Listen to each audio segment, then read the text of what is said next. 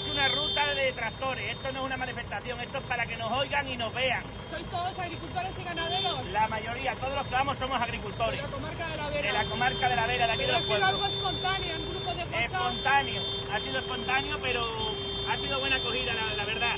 ¿En contra de qué? ¿De la paz? Vamos en contra de los trámites burocráticos que nos están exigiendo de la Unión Europea, de los recortes de la paz, de todas las estructuras medioambientales que nos quieren imponer, que va a ser inviable el cultivo en esta zona.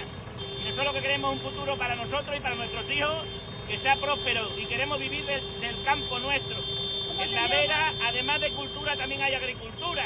A ver si se dan cuenta los políticos. ¿Cómo te llamas? Luis Francisco Encabo, ¿De dónde? ¿De aquí? de Jarandilla de la Vera, agricultor de tabaco y pimiento. Vale. Gracias. Venga.